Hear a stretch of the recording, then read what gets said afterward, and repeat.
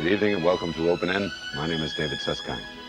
Tonight, one of the great Americans of our time, Dr. Martin Luther King. Our conversation with him will begin after this brief message. Dr. King, I want to thank you very deeply for taking time out from an arduous schedule to come to New York and do this program with me tonight. Thank you. I'd like to begin by asking you, what significance does the Birmingham story, the Birmingham struggle that has just been concluded, have, in your view, on the overall Negro-white struggle in the United States? Well, I think it has great significance in that Birmingham has been, for many years, the symbol of hardcore resistance to desegregation. And I would say it has been the toughest city in the country in race relations. It's been the most thoroughly segregated city in America. It has had a terrible record of police brutality, and there have been more unsolved bombings of Negro homes and churches in Birmingham than any other city. Now, in the particular movement that took place, I think we were able to dramatize the indignities and the injustices which Negroes confront in Birmingham and other places in the hardcore South.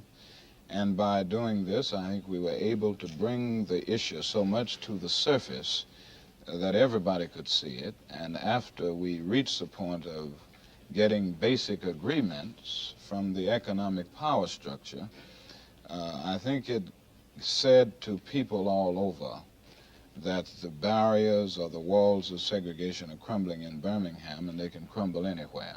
By tackling the most difficult city, it seems to me that we were able to give impetus to other movements and say to people everywhere that it's just a matter of time now. I wonder if you believe, Dr. King, that the Birmingham issue, the Birmingham violence, was the specific trigger which has set off the explosions around the country, north and south. Was its violence, the attack on children, the use of police dogs and police truncheons, were those the triggers that have ignited Englewood, New Jersey, and other southern communities and other northern communities, more than any other incident to date? Well, I think it's a combination of two things. I think on the one hand, the large number of people who engaged in the demonstrations had something to do with it. In fact, more people were arrested for standing up for civil rights in Birmingham than any other city in the country. Some 3,200 were arrested. So I think the mass quality of the movement had its arousing effects and its repercussions in other communities, along with the indignities of the brutality and the violence perpetrated against Negroes. I think these two things arouse Negroes all over the country, and all people of goodwill for that matter. And I'm sure that things that are happening in other communities, north and south, at this very time, to a large extent came into being as a result of the mass quality of the movement in Birmingham and the violence perpetrated against Negroes. Dr. King, subsequent to the Birmingham situation, we have read a lot about the behind-the-scene maneuvering of the Attorney General, Robert Kennedy, and Mr. Burke Marshall. How effective was our Justice Department, and specifically Mr. Kennedy and Mr. Marshall, in effecting a final resolution in Birmingham? You were on the scene. You were the pivot of the action. How effective were they? Well, I would say that they were quite effective in at least making it possible for us to have open channels of communication. We had not had any real dialogue prior to the coming of Mr. Burke Marshall. We had made some approaches, and some attempts have been made to open negotiations, but it never got off the ground. And I do think that with the coming of the Justice Department and Mr. Marshall in the picture, some channels of communication open that wouldn't have opened as soon. Now, I'm sure they would have eventually opened because of the persistent power of those engaged in the movement, but I think it helped to bring it about earlier. Were they, in your view, Dr. King, late in anticipating the extent of the violence? Were they delinquent in getting there soon enough? Well, I think they could have gotten there sooner. All along, we had called the Justice Department, called to the attention of the Justice Department many of the things that were taking place that were symptoms of grave injustices. And we had many things happening. And in fact, the whole process, we felt, was a tragic deprivation of basic constitutional rights. And we constantly called these to the attention of the Justice Department. And, how did they respond? At first, they said that there was nothing that they could do because constitutional questions were not involved, or at least the Attorney General did not have the power, the legislative power, the power backed up by the legislative branch of government to move in. The Attorney General has the power to move in and initiate suits in the area of voting rights when denials are made in that area, but they contended that they had no power in the other areas. And it went on like this until things started getting out of hand in terms of the violence on the part of the police force. And this is when they came in the situation. I wanted to ask you, in your view, is the Negro community of the United States aflame as never before? And is the suspicion or the fear of some that we are on a collision course between the impatience of the Negro and the procrastination of the white community, is that fear well grounded? Well, I think there is no doubt about the fact that the Negro is more determined now than ever before to be free. I think that that is a discontent in the Negro community, a frustration and an impatience, if we can use that word, that we haven't seen before. I've been around the country for the last few days speaking for freedom rallies, and I don't think I've ever seen the Negro population of our nation more aroused and more determined as I've seen on these particular trips. And I think it has reached the point now that there will be no stopping point short of justice and freedom.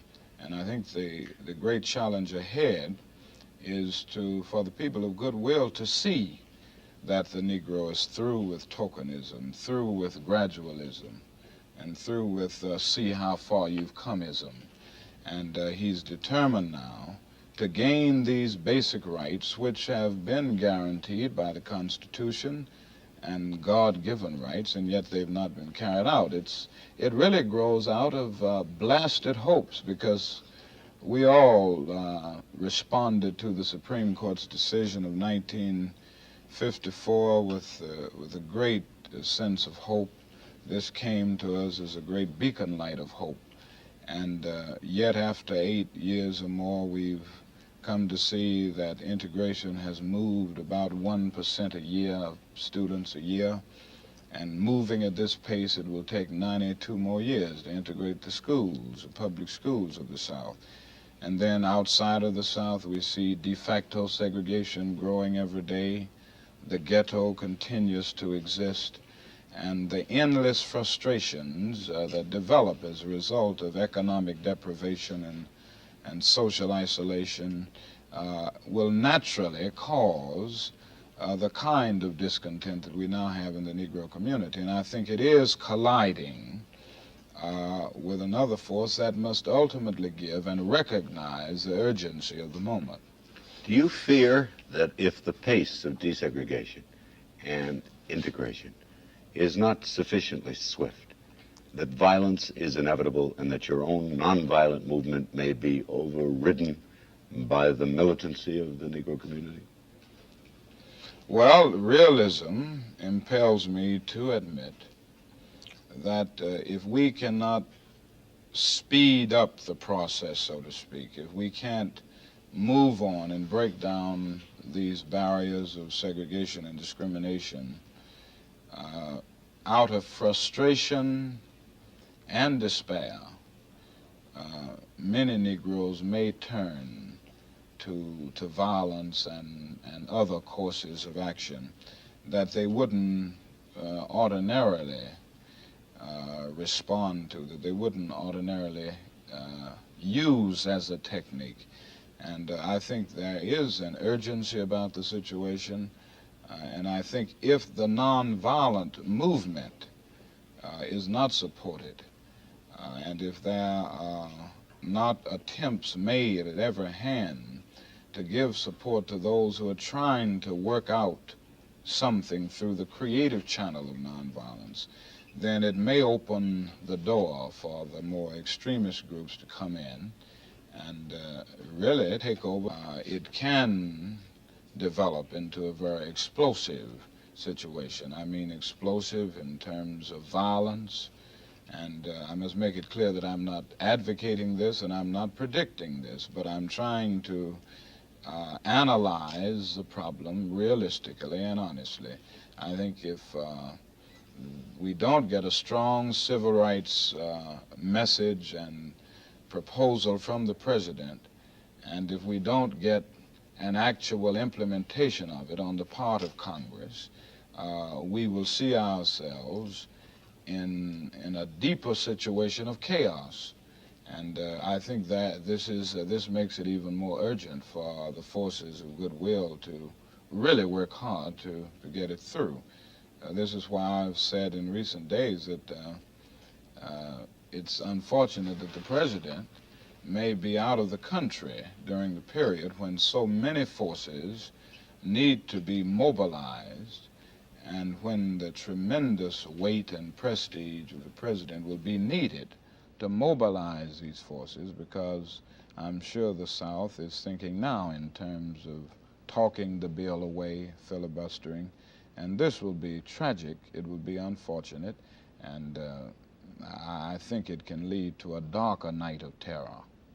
Dr. King, are you optimistic about the effectiveness of the upcoming message? Will it, in your view, in terms of the political insight you have, will it be sufficient in its in what it asks of the Congress? And are you also optimistic about passage of whatever is proposed?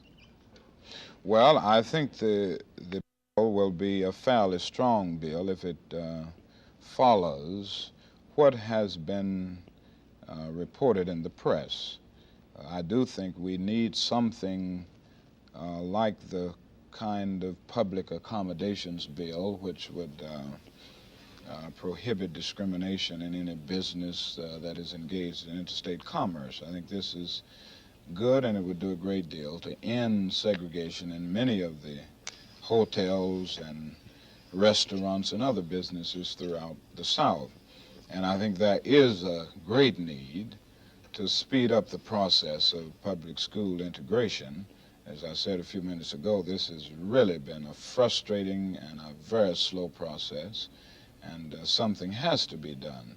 Now, if the bill calls for a speed up in the integration process in the schools, I think this will be very good and very helpful. Now, as far as the possibility of passage, I am not optimistic about it passing if certain things aren't done to bring the necessary moral and creative pressure to bear so that congressmen will see the necessity of this. For instance, I think, as I said a few minutes ago, the president himself must do more than issue a call, make certain recommendations. What would you recommend he do, Dr. King? Should he give fireside chat on it? I think so. I think he should give fireside chats on it, and I think more than one would be necessary. I think the president should also have conferences with congressmen and get them, try to persuade them to see the necessity of passing this bill. And I think he would need to talk with certain groups across the country so that it will create a climate of civil rights concern will be created, and people all over the country will be writing their senators and their representatives in Congress on this issue. I think these things are absolutely necessary, and I think the devotees of civil rights will have to do something. I mean, I think the civil rights leaders and all of the Negroes in the country, as well as their allies in the white community, will have to do something. And I don't throw out the idea of the necessity of a march on Washington, even sit-ins in Congress, to get this issue dramatized so much that it cannot be ignored. March on Washington by Negroes and whites?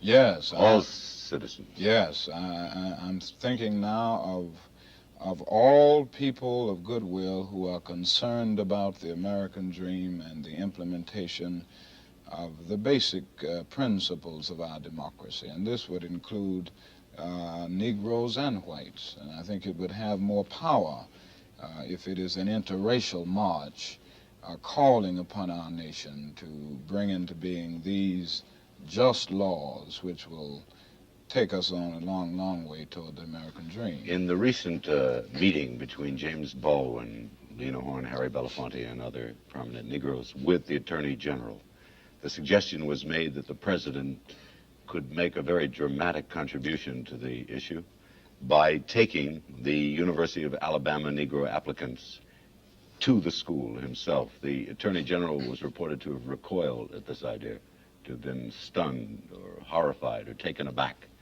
Do you think the President of the United States should go to that dramatic degree by way of using the moral power of his office? Yes, I think so. I have said on several occasions in recent days that this would be the kind of meaningful act and the kind of dramatic thrust that would make it clear all over the world that we mean business when we talk about basic human rights and democracy and guaranteeing these basic rights to all citizens.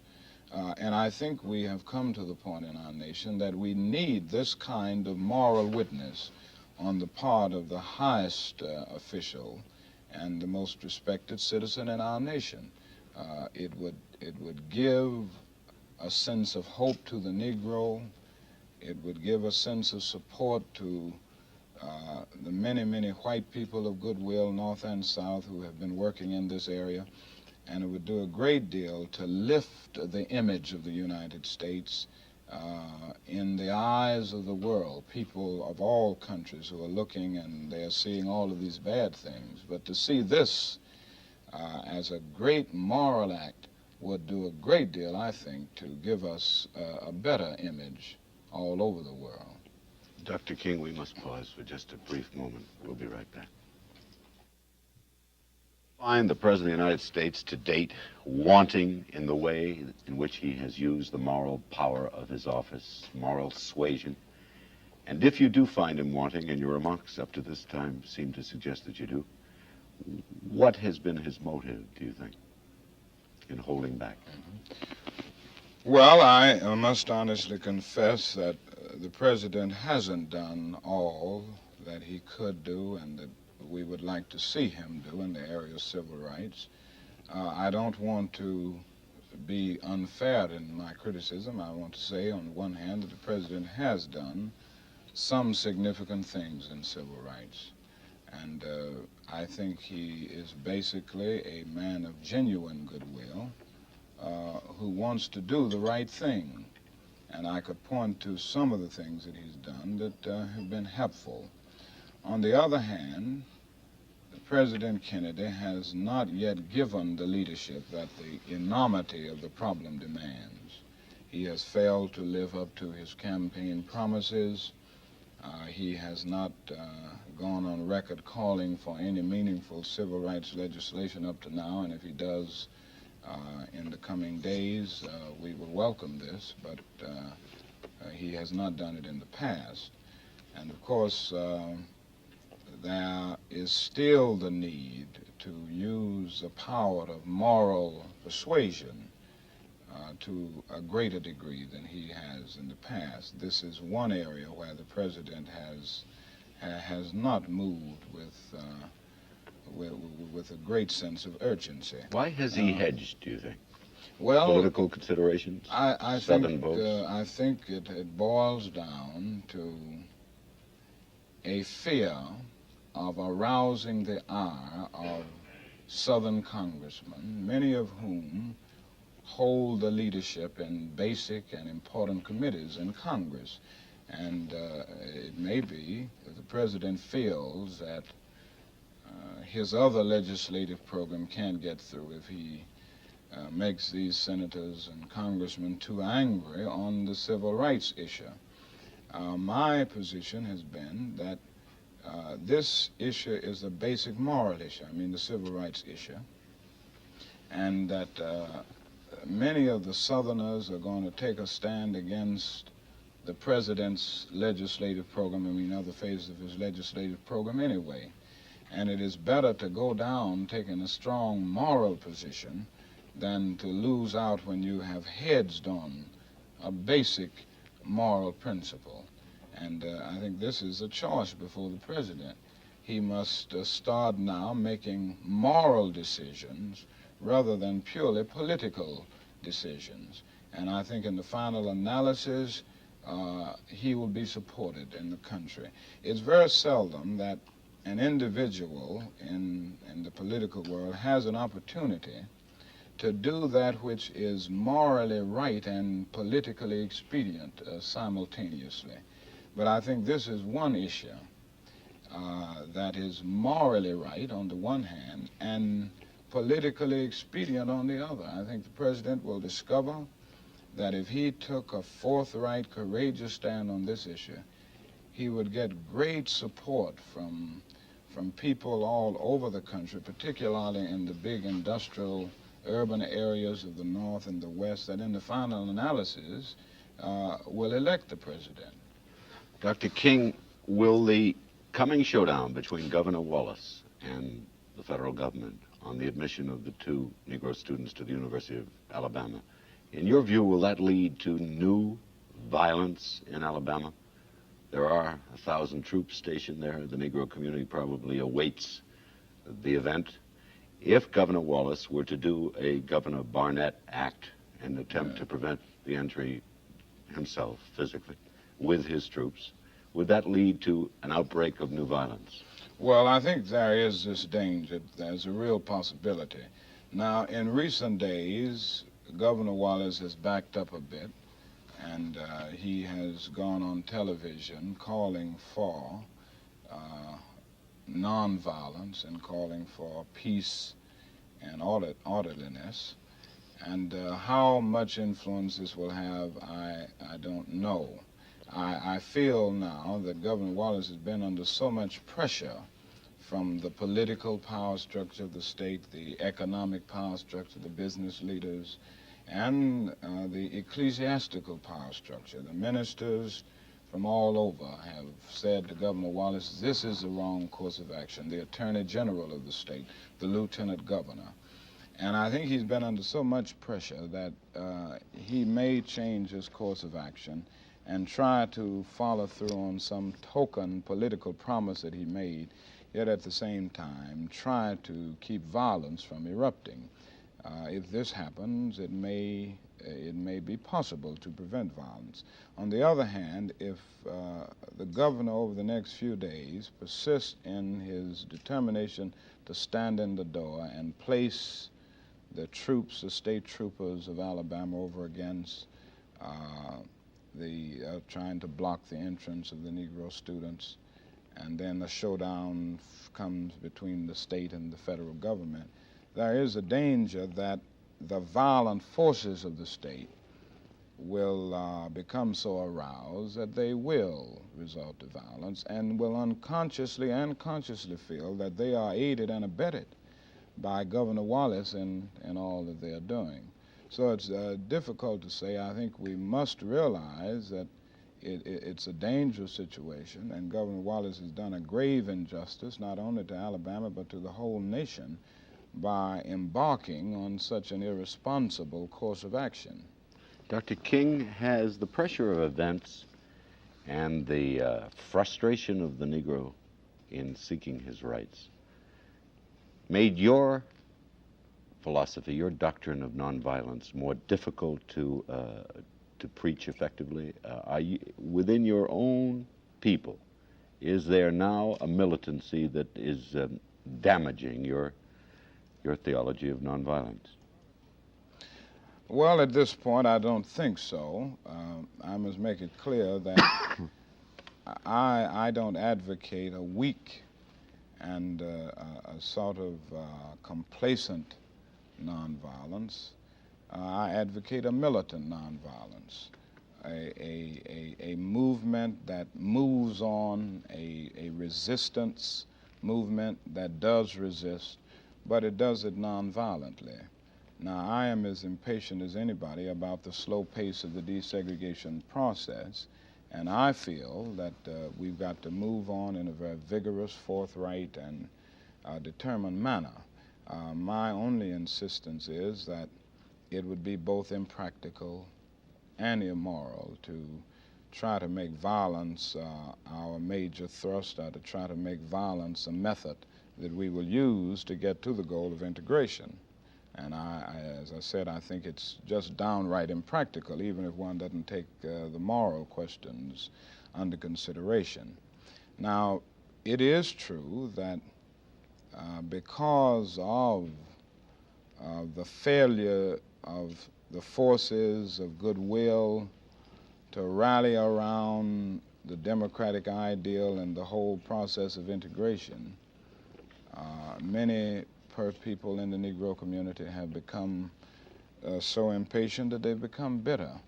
And it is more difficult to get over, in a situation like this, the philosophy of nonviolence. It makes the job much more difficult. When we are moving on and people see this creative outlet, it's easier for them to remain true to the nonviolent creed. But when things are slow, and even those who are leaders in the nonviolent movement are considered rabble-rousers and agitators, then it does make the job much more difficult to get this philosophy over. And I would be the first one to admit that with the growth of the movement and with it rising to such astronomical proportions in terms of numbers, and with all of the communities that are now rising up, it means that we're going to have to spend more time and get more hands to help us work in these communities, so that we will be sure that at least we've tried to get over the meaning of the whole philosophy of nonviolence. What was your reaction to the reported reaction of Attorney General Kennedy at the meeting with Mr. Baldwin? The reports were, in the New York Times and other reliable papers, that the Attorney General was stunned at the extent of militancy, anger, and impatience that he found among these Negro artists. Was this an ingenuous reaction? Had he so misread the temper of the American Negro?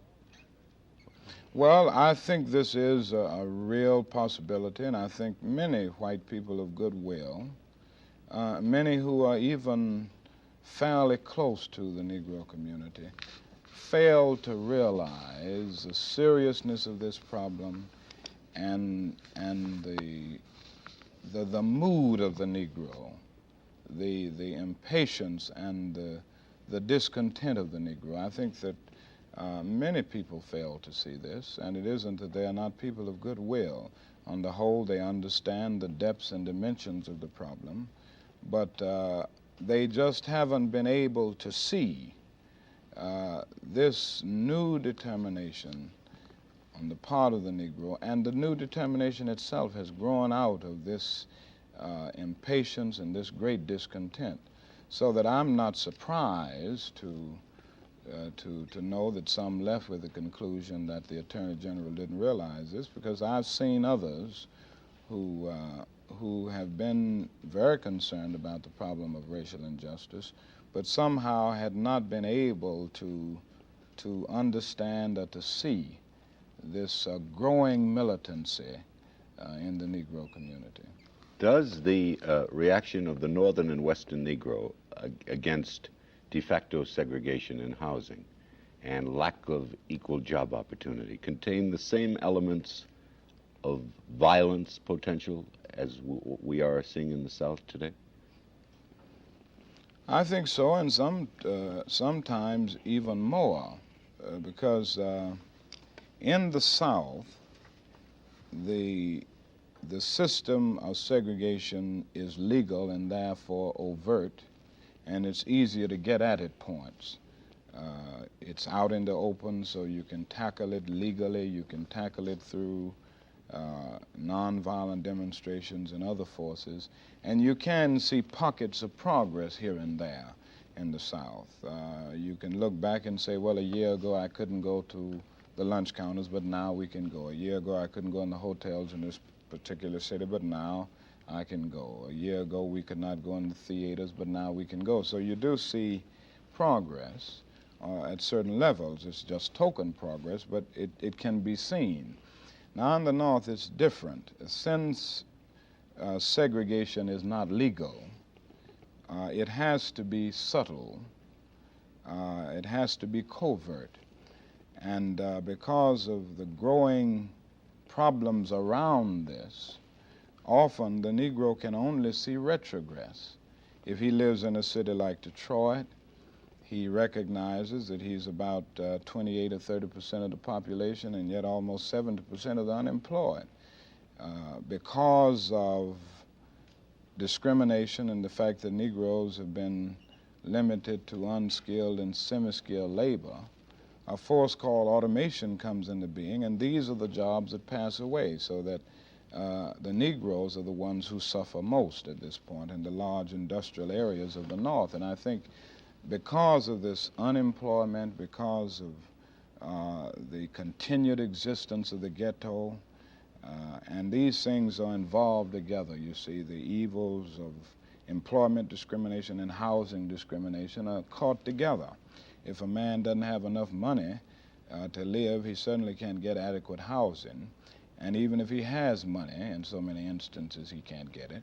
Is he ready to march, to demonstrate, to do the kind of thing that the Southern Negro has done? Is he at that point in your view? Yes, I think so. I've been in several northern communities recently, and I would say that the vast majority of Negroes in these communities are so concerned about this issue and so frustrated about it that they are willing now more than ever to take this issue to the point of engaging in mass nonviolent demonstrations. In fact, we've seen some of it in Philadelphia in recent days, where they had mass picketing and mass demonstrations. Some of it even erupted into violence. Now, I think this is a real possibility in cities all over the North, where the Negro is just caught up in the crippling shackles of frustration. You see and Washington, even despair. D.C. as a particular danger point, with Malcolm X having moved there, with the Negroes being the majority of the population, with job discrimination and ghettoizing being so deeply embedded in the nation's capital? Do you see Washington as a particular point of explosion? Well, this is a community that can explode like many others. And I don't think it will only be because of Malcolm X moving there. My contention is that if we keep moving, and if we can solve the problem by a continued working at it, then Malcolm X and the Muslims won't have any influence. I don't think they've had anywhere as much influence as many would think. At points, this movement has been a sort of paper tiger. But I would say that these communities, like Washington, and Washington, as you say, is a majority Negro population, has a majority Negro population, these communities can explode into a terrible racial nightmare if something isn't done. And I think it can be warded off by vigorous programs on the part of the federal government and on the part of local state governments. In other words, it will be determined by the degree to which the political leaders and other leaders will meet the problem head on. And Washington is a good example. If the leaders in Washington, backed up by the president, will see the dangerous possibilities and set out to deal with the problem of housing discrimination and employment discrimination, and certainly the Negro confronts this in Washington and all over, then there will be a ray of hope. Now, the president is considering doing something about eliminating discrimination in federal construction programs. This is just one level, but it does represent some progress if he can get an executive order through on that. And this will make new jobs for Negroes. And where you have new jobs and the Negro sees that he's moving from the periphery of American society to the point of being involved and knowing that he has something to lose, then he will not feel the need of responding with violent reactions. Dr. King, we have to pause again very briefly. We'll be back in a moment.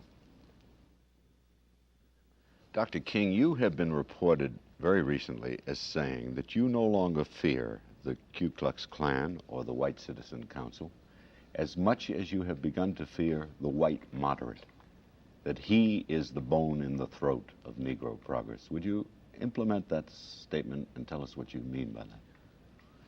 Yes, well, I guess I entered this period. I was catapulted into the leadership of the civil rights struggle during the Montgomery bus boycott.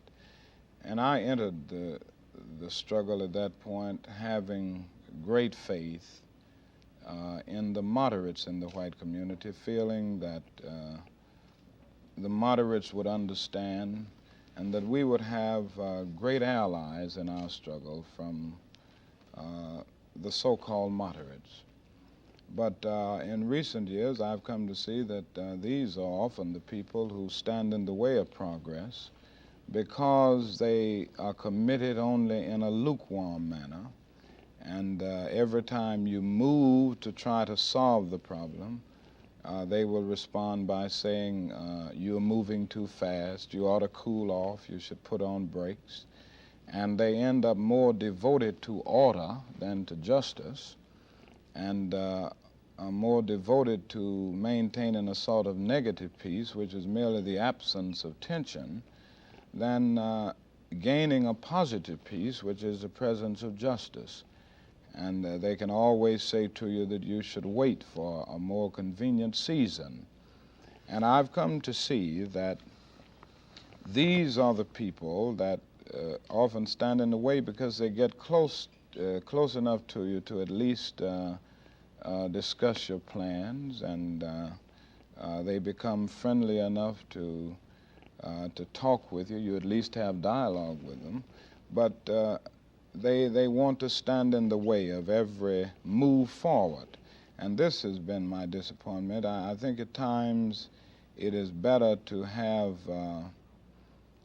outright rejection and misunderstanding from people of ill will than to have lukewarm acceptance from people of goodwill. It is better to have absolute misunderstanding from people of ill will than to have partial understanding from people of goodwill. And this is what we're seeing every day in our struggle in the South, that many of the moderates of the white South and many of them mean well, and I shouldn't only say the South, but the moderates all over, stand in the way of progress because they refuse to understand the problem, and they live by the myth of time. failing to realize that time will not solve the problem. And there's a danger that the moderate will live by this myth, believing that if you just leave things alone and not push too much, time will solve the problem. And it has always been my contention that this is an invalid view because it goes out with the idea that that is something in the very nature and structure of time that will miraculously solve all problems. And time really is neutral. It can be used either constructively or destructively. And at times I think the people of ill will have used time much more effectively than the people of goodwill. Many astute and experienced observers of the Washington scene describe the mood of the administration in the area of racial relations as one of bleak despair because they feel, the administration, say these reporters, that they cannot possibly legislate or executive order or innovate enough, fast enough, to accommodate the surging expectations and want of the Negro community, that they could not possibly keep up with the appetite for progress that the Negroes want in this country. Would you comment on that? Well, I think they can. I don't think that despair needs to exist. I think the administration must recognize that the harvest of disruption that we now see over the country is here because of seeds of inaction planted over the last several years. If, for instance, the president had taken a real stand on the moral issues of integration in 1954 after the Supreme Court rendered its decision, things would be different now. But because of the failure of President Eisenhower to take a forthright moral stand, a vacuum set in and the forces of opposition were able to organize and crystallize the opposition, and this set us back for a period. And I think the new administration will have to see the necessity of making up. It's just as simple as he who gets behind in a race must forever remain behind or run faster than the man in front.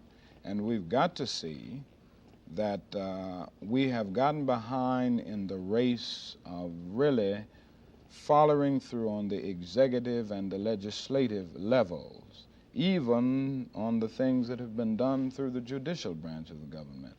Now, I think through a combination of efforts, this problem can be solved. I think the new administration must see the necessity of moving through executive orders, through legislative channels, and through moral persuasion. And I always keep that at the forefront because I think there's a great deal that can be done here. I was in India some few years ago, and I'd spent a good deal of time studying the problem of caste untouchability, which is quite similar to our problem here. And it was very interesting to me to notice that India had made much more progress in grappling with this problem than we've made. And I came to the conclusion that this progress had been made for two or three reasons. First, when the new nation came into being, when they received independence, it was placed in the Constitution that to discriminate against an untouchable was a crime punishable by imprisonment. But not only that, India always had great symbols standing up in a moral way against it. For instance, Mahatma Gandhi adopted an untouchable as his daughter against the will even of his wife. And when I was in India, some 6 weeks, Prime Minister Nehru made 4 different speeches in which he morally condemned caste untouchability. And yet we very seldom, if ever, hear the President of the United States speaking to the nation on the moral issues of integration. When they speak, it's usually, this is the law and we must obey the law. We are a nation of laws and not men. Never saying that James Meredith should go to the University of Mississippi because integration is right and because he's your brother. And I think that with all of these forces working together, the legislative, the executive, and moral persuasion on the part of the president, we can do this catching up. But the danger is that we will just do a few token things here and there, and it's just like applying Vaseline to a cancer. We must move away from the approach of tokenism and see the necessity for a vigorous program. Dr. King, Mr. James Baldwin has emerged very recently as an important spokesman for the Negro community in America. I'm sure you would attest to his eloquence and his brilliance, but I wonder whether you feel he does damage with such remarks as his comment on the black Muslims. It's the only movement in the country you can call grassroots. I hate to say that, but it's true. They talk and articulate for all the Negroes. They articulate their suffering. Or this comment on you, on Martin Luther King, a rare and great man. He has great moral authority in the South.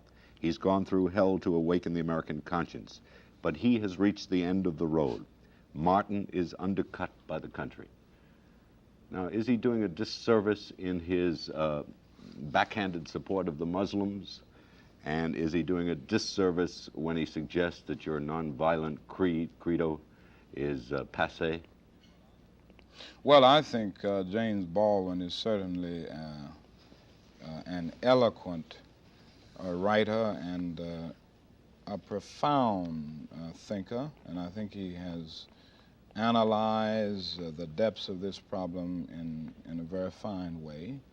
Now, this doesn't mean that I agree with everything that he says. I wish he could see not only the negative reaction of the Muslim movement, but the very beautiful and creative way that thousands and thousands of Negroes are using to get out of the dilemma of racial injustice. And I do think that this is a grassroots movement. The real grassroots movement is a movement that has taken place all over the South today, where thousands and thousands of people have a new sense of dignity and destiny, and they feel that there is a creative channel through which they can channelize their legitimate and healthy discontent. And I think it is necessary to be discontent, but I think it's a healthy discontent. Doesn't Jim Baldwin seem to be saying, on the one hand, destiny dictates progress in equality now, which is fine, but doesn't he, on the other hand, seem to be waving a fist in the air and saying, if you don't, the black Muslim solution is inevitable, and beware, because it means real serious, violent trouble for you? Is that not a disservice by raising the flag of the Muslim? Well, I wouldn't want to falsely represent him. I don't know if he's advocating this or speaking as a social analyst. I think we would all agree that if something isn't done and done in a hurry, there is a danger that out of despair, Negroes will turn more and more to black nationalist ideologies. I'm not saying all Negroes, but more than have turned in the last few years. Now, that's one thing, but to advocate this is another. And I'm not able to say whether James Baldwin is advocating that the Negro will turn to the Muslim movement. Seems to be warning. So, yes. I wonder, in a recent television interview, he said that President Kennedy would have a difficult time enlisting Negroes in an invasion attempt should one become necessary, for they were not prepared to fight and die for a country that would not grant them freedom and equality. In your view, at this point, are many Negroes unwilling to support our country militarily? Well, I don't think that at this point the Negro has reached a position of utter despair. I think the amazing thing is that the Negro hadn't turned to movements that really thrive on despair. This is the amazing thing to me, that out of 20 million Negroes in America, all of the black nationalist movements together haven't been able to get hardly more than 100,000 members. This is the amazing thing, and this reveals that the Negro has not yet turned to the point of giving up altogether and given up with a sense of hopelessness.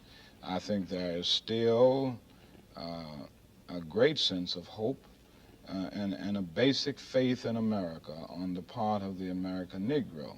If we were faced with a military crisis at this moment, the Negro would render unto his country that which he has always rendered.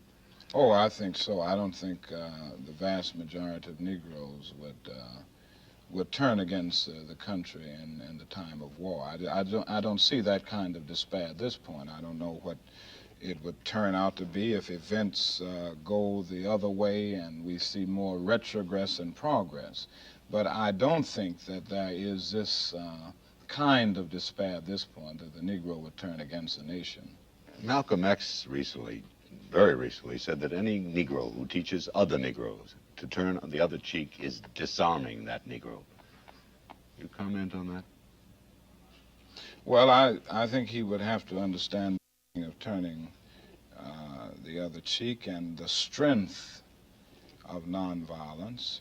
I think too often we think of this as a weak approach and a sort of a philosophy that means you get caught up in stagnant passivity and deadening complacency where you just sit down and accept injustice. Now, there's a world of difference between non-resistance to evil and non-violent resistance. Now, I do not advocate non-resistance to evil. I advocate non-violent resistance, which means turning the other cheek in a very powerful and creative way. And really, this approach ends up disarming the opponent. It has marvelous strategy, even beyond the moral question. Now, I think the reason one should be nonviolent is for moral reasons in the final analysis, because this is morally right. But it has the power of disarming the opponent. It exposes his moral defenses. It weakens his morale. And at the same time, it works on his conscience.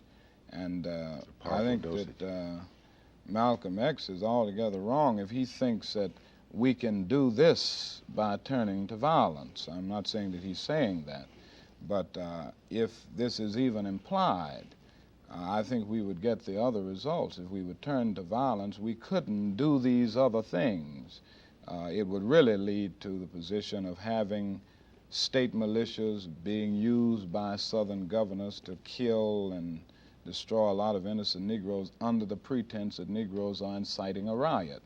But with the method that we've used up to now, it so frustrates the opponent that he just doesn't know how to react. If he doesn't put you in jail, wonderful, because nobody with any sense loves to go to jail. But if he puts you in jail, you somehow, in a creative manner, transform that jail from a dungeon of shame to a haven of freedom and human dignity. And he doesn't know how to handle it. We must pause again very briefly. Dr.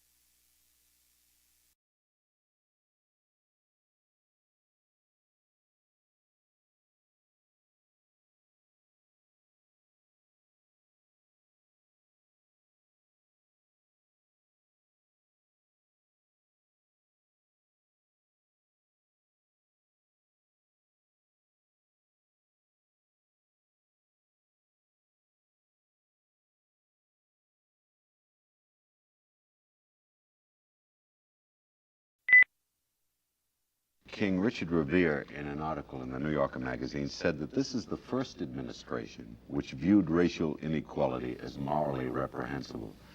First, I wonder, is this, in your view, the first administration? It seems to me that the Eisenhower administration equally viewed with alarm, but was equally hedging in its use of moral powers. But Mr. Revere then went on to say that it's unfortunate that the Negro rebellion has occurred during such an administration's reign. In other words, he sort of sanctifies this administration and thinks it's something of a pity that this explosion has occurred during the Kennedy administration. Has the Kennedy administration been any more morally alarmed than the Eisenhower administration? And is it unfortunate that the violence and... It may be true that the Kennedy administration has done more in civil rights than the Eisenhower administration, but this still doesn't say that the Kennedy administration has done enough and that the moral alarm has been, the moral concern has been so great that it doesn't merit Negroes continuing to press on in a very determined way. It merely means substituting an inadequate performance for a miserable one. And I think that we all know that there are many areas that have not been touched by the new administration, and things that could be done to solve the problem that have not been done. So I would say that it is as necessary to stand up vigorously against racial discrimination now and under the present administration as it was under any other administration. I don't think it is true that the Negro can afford to relax his efforts simply because you have a new administration that may have done a little more, but still hasn't done enough. For instance, I think the president has done some very significant things that touched a certain segment of the Negro population. But now there is need for the kind of strong program that will improve the life of all the masses of Negroes, so to speak. And this is a great concern of all people of goodwill, because if we don't get this, it will just be a sort of crystallization of what we call tokenism, where you get token gains here and there, you get appointments of Negroes in positions that they've never been in, but the plight of the vast majority of Negroes remains the same. And now we need to lift the life and make better conditions for Negroes generally. You think that the appointment of the occasional Negro to a position of authority and importance in the government, isn't that political window dressing? It doesn't really matter in the deep sense of creating a broad job equality or an all-out campaign for voter registration or integration of schools. Isn't that a form of political chicanery? Well, again, I wouldn't want to question the motives of the administration of the president at this point.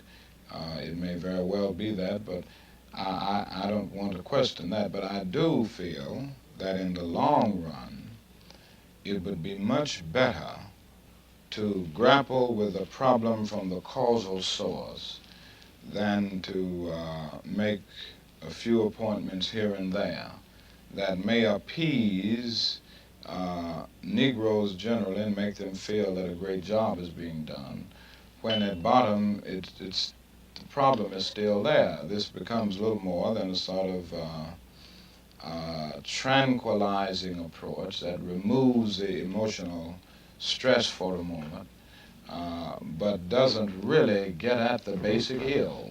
Dr. King, you have shaken a warning and righteous finger at the whites of the United States on many counts, and rightfully, but I wonder if the Negro himself has been active enough, intelligent enough, and functional enough in the use of his economic power.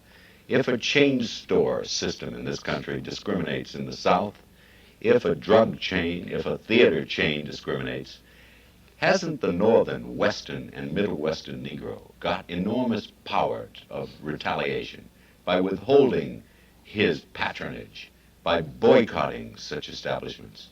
Why hasn't he been more effective in the use of his economic power? Well, I think the Negro is recognizing more and more the power of his own economic resources and the power that develops when he withdraws these economic resources from businesses and industries that discriminate against him on the basis of race. We've done this to a degree in most of our movements in the South, most of the sit-ins, for instance, have been followed by a strong economic boycott of the particular stores involved. Recently in Birmingham, we saw this, and I'm convinced that one of the things that brought about the agreement and the final agreement to integrate lunch counters was that we had a boycott of the downtown stores that was more than 97% effective. And this has existed in many communities where we've had sit-ins. Now, I think that this will be broadened more and more on the question of employment. I have advocated a nationwide selective buying program whereby we will go down the list from industry to industry, business to business, and we will make it very clear that if our persons are not respected, then our dollar will no longer be. Are there prime manufacturing offenders? Are there prime store offenders that the northern and western Negroes should know about? And Well, about at the present time, studies are being made. We don't want to move out and unjustly criticize, victimize anyone. We want to be sure that we have evidence of discrimination. And I have talked with several people about this, people who are in positions of authority and who have the research facilities to determine which industries should come under this kind of attack because of discrimination in employment. I might say that we aren't satisfied with most of the industries in terms of their employment policy. Some are certainly doing better than others, but there are very few industries. Are there some that are implacable, intransigent, that you would want to name? Well, I wouldn't want to name a national one now because we are still in the process of studying. Now, we've had selective buying campaigns going in local communities for quite a while now. Philadelphia had a very strong economic withdrawal program, a selective buying program. We've had it in Atlanta, Georgia, where the Southern Christian Leadership Conference has its headquarters. And there were one or two, we started with the bacon industry, and there were one or two bakeries that we had to boycott, but they finally came in line because of the power of the boycott. Now, this will be extended on a national level so that there may be, say, 20 cities, we're thinking of something like this, that will boycott a particular product where there is outright discrimination and they refuse to do anything about it. Now, we will seek to negotiate first. And if through the channel of negotiation we can't get the situation rectified, we will have no alternative but to tell our people that this particular business discriminates against Negroes in employment. And then we will urge them not to patronize these businesses. Dr. King, a Danish reporter, Hans Rubin, in the Reporter magazine, said that if Dr. Martin Luther King had been murdered, it would have stopped presses all around the world. But how do you explain to your editor that the most amazing story is that Dr. King is still alive? Do you consider that a miracle? Is that a sign of some form of negative progress, as he seems to suggest? Well, I don't know. I get threats every day, and they don't stop. They even grow greater when movements develop like the Birmingham movement. I don't know what this can be attributed to. I don't have any bodyguard or anything like that.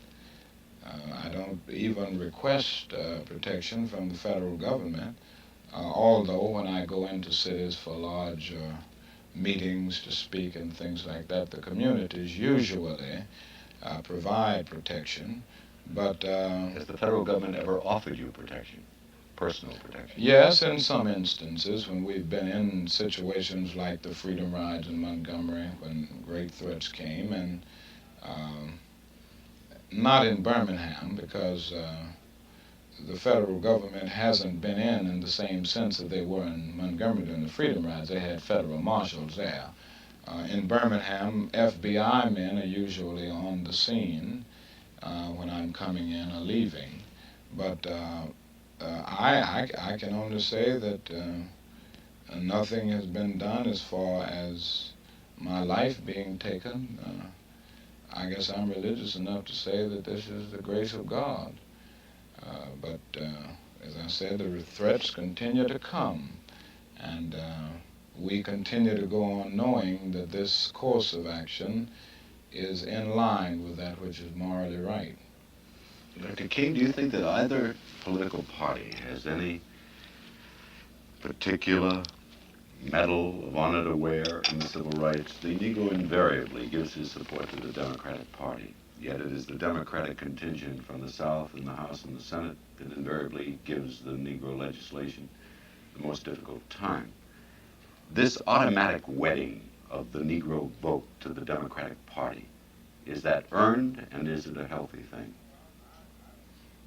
Well, I don't think either political party can boast of clean hands in the area of civil rights.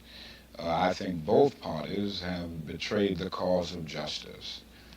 The Democratic Party has betrayed the cause of justice by capitulating to the undemocratic practices of the Southern Dixiecrats. And I think the Republican Party has betrayed the cause by capitulating to the blatant hypocrisy of many right-wing Northern Republicans. And it has been this coalition of right-wing Northern Republicans and Southern Dixiecrats that has stood in the way of every progressive step in civil rights legislation. So neither party can boast of clean hands in this area. Now, I think more and more the Negro will vote for that candidate and that party which will take a definite stand on the basic issues of human rights and all that the issues that go along with it, and that will do something about it, not just verbal affirmation, but in terms of concrete action. And I don't think any political party will be able to boast that it has the Negro in its vest pocket. And I think this is good. But it has, the Democratic Party has in fact had Yes. and continues to have the Negro vote in its vest Yes. pocket. 70-80% of the Negro community in the big cities, Detroit, Chicago, New York, vote straight down the Democratic line. Yes. Isn't the Negro, in voting that way, doing himself a disservice? Well, I think the Negro is caught in a very difficult position here. On the one hand, the Democratic Party has been a little closer to the masses of people on bread and butter issues. And outside of the South, Negroes have been able to see a degree of progressive liberalism within the Democratic Party. And here is the dilemma, that you have this schizophrenic personality at the center of a party, wherein on the one hand you see a progressive liberal thrust, and on the other hand you see this backward reactionary thrust on the part of the Southern Dixiecrats. And it presents a dilemma.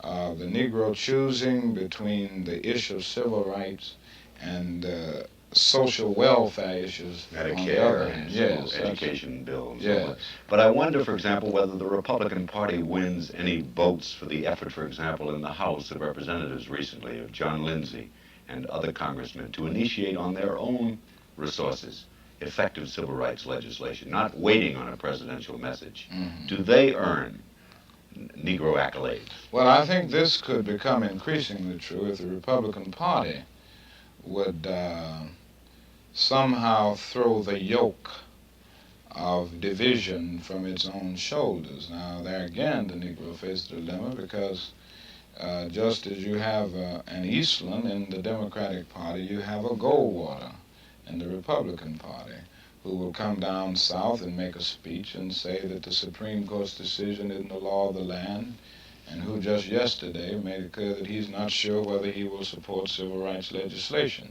So it is a dilemma for the Negro. He doesn't, when he looks to the Republican Party, he sees the same schizophrenia. He sees the same division between the progressive Javits and the Cases and the in the middle Durskins and the reactionary Goldwaters, so that you you do run into a real... And the Negro should begin to vote for the man and not the party. Wouldn't that be the more effective? Well, I think this will happen more and more, and this has been true, that in many communities, Negroes in the North have voted for liberal Republicans over against what they considered a Democrat who didn't quite come up to this person. Does your being a minister give you the ultimate conviction that your mission of equality of opportunity, equality of education, and so forth, is going to be accomplished peacefully, where the facts of history are that human rights are almost always won in violence and bloodshed and manifested impatience by taking up arms? Do you grow a little bit pessimistic about the philosophy of nonviolent resistance, however militant that nonviolence is? No, I am more convinced now than ever before that nonviolence, nonviolent resistance, is the most potent weapon available to oppressed people in their struggle for freedom and justice. I think the aftermath is much greater for everybody involved. The aftermath of violence is bitterness, and you've got to spend another 100 years getting rid of the bitterness created as a result of the violent revolution. Wherein the aftermath of nonviolence is redemption and the possibility of the creation of the beloved community. Now, in recent years, we have seen nations gain their independence where colonialism was a problem, and we have seen groups within nations gain better opportunities without violence. So examples would be India. There are nations in Africa that came into being not violent on the basis of violence, but on the basis of nonviolent protests. Ghana would be an example, Nigeria, and many other nations in Africa. They have come into being as a result of the persistent agitation on the part of the masses of people who followed a nonviolent course of action. And I think the best and largest example was India.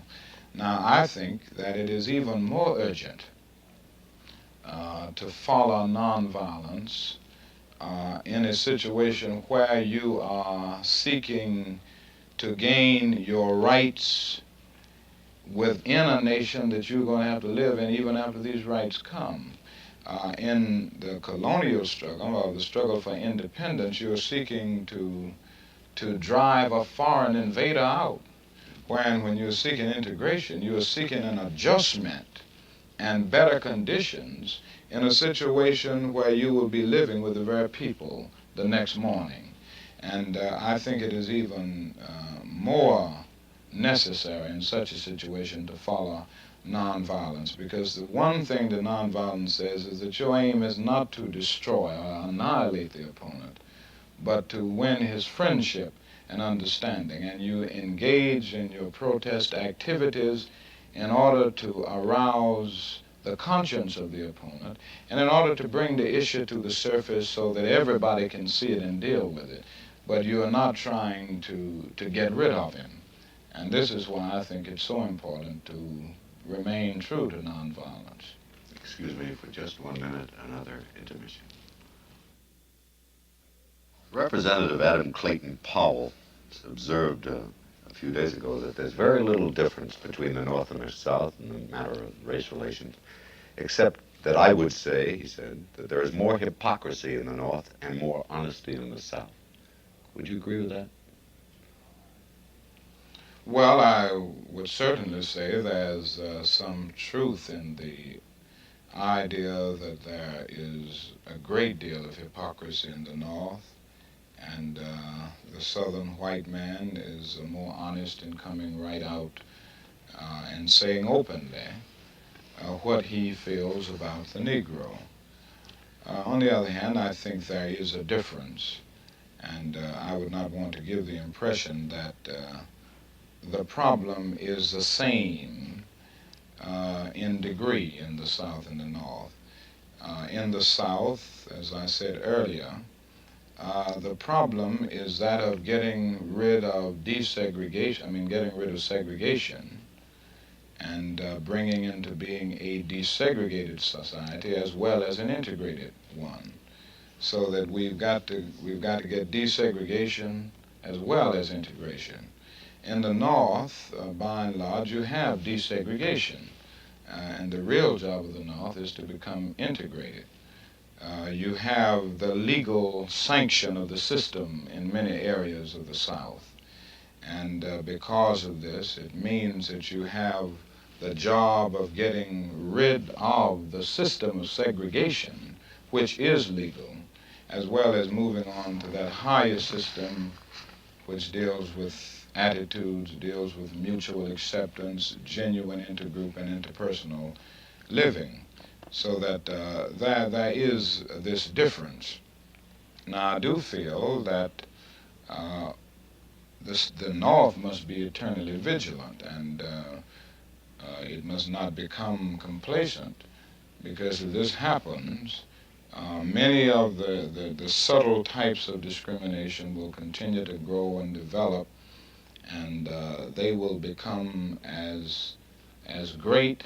The de facto segregation of the North will become as great as the legal segregation in the South. Dr. King, don't you honestly feel that Representative Adam Clayton Powell is a terrible millstone in the sense of his appalling absentee record as a legislator, in the sense of his flagrant personal behavior, and in the sense of his almost incessant racial mongering for self-serving political purposes? Doesn't he do your community poor service? Well, I wouldn't like to pass judgment on Congressman Powell. Uh, I'm sure that there are many things that he does, and sometimes things that he says that we would question, and there are points of disagreement, but I wouldn't want to pass judgment on him. I think this is something that he has to face with his own conscience, and He has a with lot of his conscience own facing to commitment. do, you'll agree. Well, I think that there are some things that he should face, and I'm sure there are mistakes that he has made. I think on the one hand, he has done some good things, and he has uh, been a voice for civil rights, and he has tried to keep the issue before the forefront of the national community. On the other hand, he has done some things that there could be improvement on, but as I said, I'm not one to pass judgment. I think Congressman Powell will have to face this problem with himself, and I think that there are areas of agreement and there are areas of disagreement as far as things that he has recently said. I wanted to ask you to comment on the most frequent and deepest concern of the average white person in the North as well as the South. That all of this, apart from the morality of the Negroes strive for equal rights and equal opportunities, at the base of it lies a deep sexual concern. At the base of it lies the fear of miscegenation. I've increasingly heard supposedly enlightened northern whites say, well, the inevitability of a total integration of the races is extensive miscegenation. Is that really any problem of size or consequence in your view? Isn't that an old wives' tale? Well, I think at many points this is a groundless fear. I always have to determine whether those who talk about this most, and I hear it a great deal in the South, are referring to illicit miscegenation or whether they're referring to intermarriage on a legal basis. Now, the fact is that we have much more illicit miscegenation in the South, where there are rigid barriers of segregation, than we do in the North, where you have no such barriers. And sometimes the persons who have talked loudest about intermarriage and miscegenation have actually fathered Negro children, which means that apparently they believe in segregation by day and desegregation by night. This has just been the fact of the situation, and from a psychological point of view, these people may be battling with a deep sense of guilt and a fear of retaliation. The fact is that in communities where you've had integration to a degree for many years, there have been very few interracial marriages. Now, I don't think this question should be a basic one in this period because, properly speaking, individuals marry and not races. And I have made it very clear that I don't think any state should have a law which prohibits individuals of different racial groups from marrying. I think marriage is an individual matter, and in a democracy, in a free, good society, this is a right that that society must preserve. And I think when America rises to its full maturity, this will not be a basic issue that is constantly brought up and constantly mentioned as we hear it today all over the country in general and the South in particular. And I've also said that even after making these general statements, as I said in my book, Stride Toward Freedom, in the final analysis, the Negro's basic aim is to be the white man's brother and not his brother-in-law. And I think that has been revealed by the very events of contemporary history.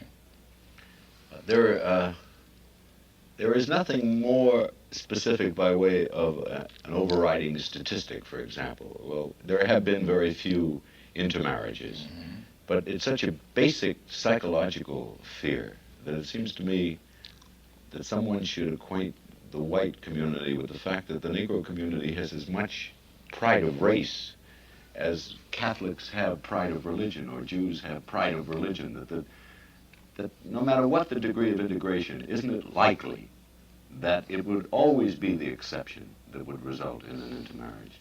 Yes, I don't have the statistics on it, and I don't know whether we can say that, to put it another way, I would have to admit that if you have a thoroughly integrated society, there will be some interracial marriages. There's no doubt about that.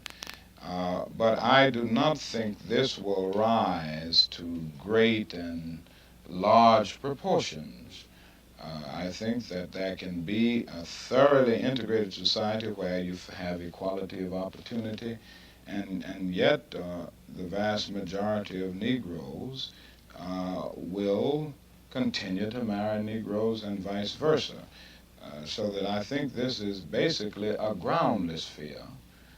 And I always say that, having to bring out the other side, that I have no opposition to interracial marriages, and I think this is a freedom that must be preserved for individuals who wish to engage in them. Dr. King, what do you think of the Civil Rights Commission's recommendation that President Kennedy look into the possibility of finding a way to choke off the flow of federal funds into the state of Mississippi or such other states as may practice rampant discrimination and prejudice? Well, I think this is a good recommendation, and I'm sorry that the president threw it out so soon without giving it some study. In a state where you have no redress through the courts or through other channels, I can see economic sanctions as a very powerful force that can bring about the kind of moral coercion that is desperately needed in the situation. Now, let us take Mississippi as a point. There isn't a single federal judge in the state of Mississippi who will render a decision in line with the Constitution of the United States. the Justice Department has gone into federal courts in Mississippi with exactly 18 suits, I believe, to rectify the situation that Negroes confront with reference to voting inequalities. They haven't even had a hearing on a single case yet. They just refuse, these judges refuse to bring the cases up. They sit on them. And in a case like Mississippi, I think by withdrawing federal funds, taking these economic sanctions, it will bring about the kind of pressure that will bring the state in line. Mississippi gives, I think, about 32 cents for every dollar it gets from the federal government. New York gives about $1.78 for every dollar that it gets from the federal government. It means that New York is supporting Mississippi. Alabama gives 38 cents for every dollar that it gets, wherein Connecticut gives $1, I think, and 95 cents for every dollar it gets from the federal government, which means that Connecticut is supporting Alabama. And I think the time has come for the federal government to engage in the kind of vigorous action that will cause states like Mississippi, which refuse to do anything in line with that which is right, that which is moral, and that which is constitutional. It would bring a force to bear. I wouldn't call on this, I wouldn't think this drastic step would be taken in other states in the South that are trying to adjust to the inevitable, but I'm speaking now of a state like Mississippi and a state like Alabama. Dr. King, there's a considerable debate raging now over whether the life of the Civil Rights Commission should be extended for another 4 years. In your view, has it done an effective job, and should its life be extended? I think so. I think it has done a very effective job, and I think its life should definitely be extended. Although this commission has no power to act, it does have subpoena power, and it can bring out to the open and to the public things that are not known and that have not been known. And I think they have made some excellent studies on discrimination in housing and education, in the court system, and in all of the areas where we have glaring expressions of discrimination, both North and South. And I think they have made some very fine recommendations to the president and recommendations to the legislative branch of the government. I think it's very unfortunate that the president has not seen fit, and this is true of President Kennedy and also President Eisenhower, they have not seen fit to take a stand for any of the recommendations that have been made by the Civil Rights Commission, that they appointed. Dr. King, we have to pause again very briefly. We'll be right back. Dr. King, what of Paul Zuber's suggestion that the NAACP, CORE, the Urban League, and the followers of yourself should merge so as to combat the increasing force of more militant, violent groups within the Negro community? Well, I wouldn't say that these groups need to merge. I think that would be difficult. I think there are real difficulties in trying to bring all of these groups together into one group. There are problems of constitution, of bylaws, and all of that. But I do think there is a need for these groups, these organizations, to move out on a more coordinated basis. I think there is more need for unity among these organizations now than ever before. And I've always felt that even where there can't be absolute uniformity, there can be unity. I think each of these groups serves a real need, and while there may be differences in emphasis, there is an absolute unity in the goals we seek. So I think that there's a great deal that we can do on a coordinated basis, which will give a much more powerful movement, and which will cause us to have a force that will be able to combat other developments that are going down a negative path or going another way. Uh, I wonder if you would comment on the Supreme Court ruling on May 27th that unwarranted delay in school desegregation will no longer be tolerated. Does this ruling implement to your satisfaction the all deliberate speed provision in the 1954 decision? Will it take deliberate speed to here and now, in your view? Well, I think this was a most significant ruling, and I think it reveals that the Supreme Court is becoming impatient with the delaying tactics and the evasive schemes that are being used by southern states to keep from complying with the 1954 decision. And I believe this may be the kind of new course of action from the Supreme Court on this issue that will help speed up the process. Now, I think it has to be done through getting the president to see the necessity of standing up as firmly as the judicial branch of the government. But I welcome this decision, and I've said all along that these new evasive schemes that are being used can just hold us back many, many years, and it will keep us from really reaching the goal of thoroughly integrated schools. By this decision, the Supreme Court makes it clear that token integration really is nothing but a new evasive scheme with covered up with certain niceties of complexity. And I'm sure that as other decisions go up to the Supreme Court where you have these unnecessary delays, it will continue to clarify its position. Dr. King, earlier in this program, you commented that you thought the president not being in the country at the point of the civil rights legislation battle getting underway was not right. Do you think, would you go further and say that if the president were to absent himself during this struggle, you would consider it a dereliction of his duty to the basic civil rights struggle in this country? Well, I would say I know the president has to be concerned about foreign policy and our whole stance in international relations as well as domestic issues. But I frankly don't see what this particular tour will accomplish, and I don't see the need to the point of being so great that he should leave at this time. And I think at this point that if he leaves, he would be doing a grave disservice to the nation and to all of the people that he's representing and to the civil rights movement. I think he would, because there is no basic accomplishment that could take place now that could not take place later on. And perhaps the civil rights struggle in the Congress could not be won without him.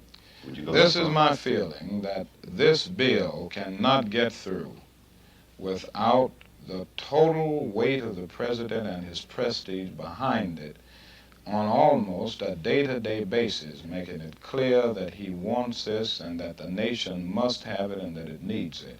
And he can't do it in another country. I wonder if you'd comment, Dr. King, on a quotation of James Baldwin from his most recent book, The Fire Next Time. White people will have quite enough to do in learning how to accept and love themselves and each other. And when they have achieved this, which will not be tomorrow and may very well never be, the Negro problem will no longer exist, for it will no longer be needed. He seems to be suggesting that the Negro problem in this country is a whipping boy for the frictions of whites among themselves. Do you feel there's a philosophical truth in that? I think there is some truth in that. I would say that the problem stems out of a plurality of causes rather than one, and I would say that this is one of the causes if one would analyze it from a psychological point of view.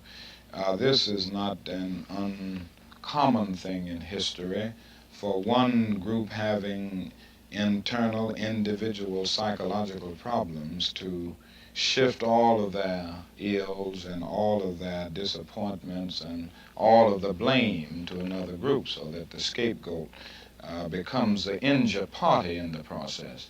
But I think there are other things that must be done. I think, for instance, there's the economic factor. The white man, it points, and I'm speaking now of the reactionary whites, the white man is seeking to preserve a preferred economic position and to perpetuate a system of human values that came into being under slave plantation system, which cannot survive in a day of democratic equalitarianism.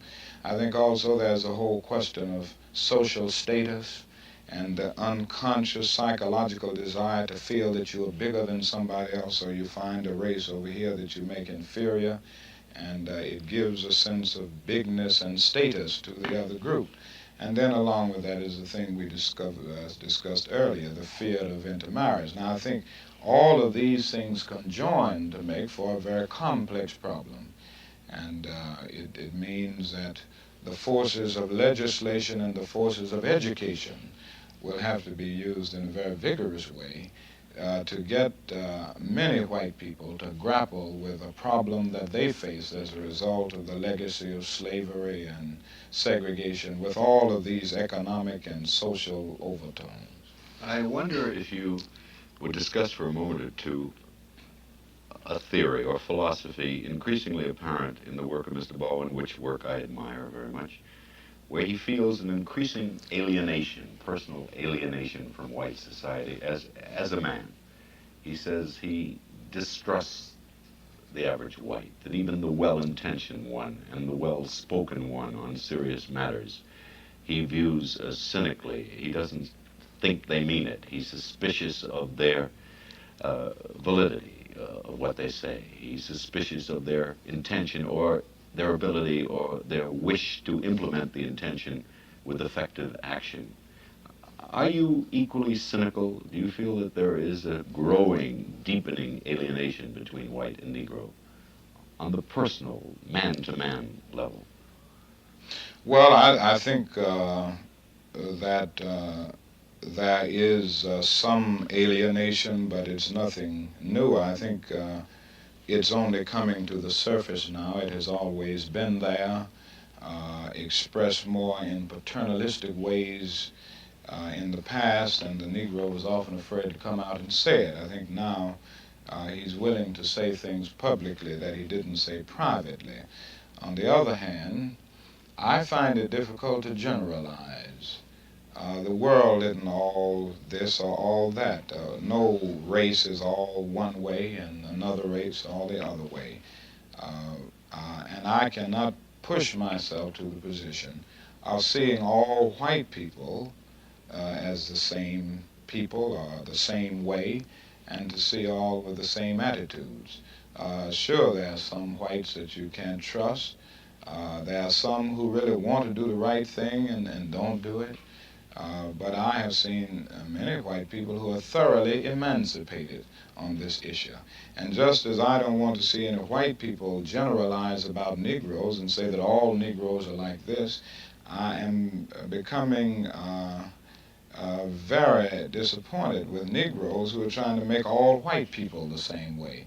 There are some white people who are downright prejudiced. There are some of them who are bad. There are some of them who misrepresent all of the ideals of democracy. There are some white people who have an amazing commitment to the democratic ideals. There are some who have great commitment to moral principles. And there are some who are as concerned about solving the race problem as Negroes are. And so that the only point of disagreement that I would see is that of generalizing. I think that it is true that there are some we can't trust, but I can't go to the point of saying that about all. A final question, Dr. King. You have frequently said that what we want can be told in 3 words: all, now, and here. Do you think in your lifetime you will see all, now, and here in terms of equality of opportunity, equality of education and housing and employment? Well, I'm not at all in despair at this point about the future. I have faith in the future, And I believe firmly that with the many forces working together that are now working in our nation and in the world, we will be able to solve this problem. The rolling tide of world opinion, the growing industrialization of the South, the, uh, the sense of conscience on the part of millions of white people over this country, and above all, the new determination of the Negro himself to be free. I think with all of these things working together, we will be able, in the not too distant future, to gain all of our rights. I'm not going to say that it's coming tomorrow. I'm not going to say that it's coming next year. But I think in between 7 and 10 years, we will be able to see all over the South a desegregated society. That is, the legal barriers will be broken down. And I believe that before the turn of the century, which is less than 40 years, we will have moved a long, long way toward a thoroughly integrated society in America. Thank you. We have to pause one final time. We'll be back. Dr. King, I believe that in any period of history there are very few great men, and I am totally convinced that in our time in the United States, you are one of our great men. It's been a real privilege and a great pleasure to talk to you tonight. Thank you. And I thank you very much. Ladies and gentlemen, our guest has been the Reverend Martin Luther King. I have found it profoundly revealing and informative. I hope you have.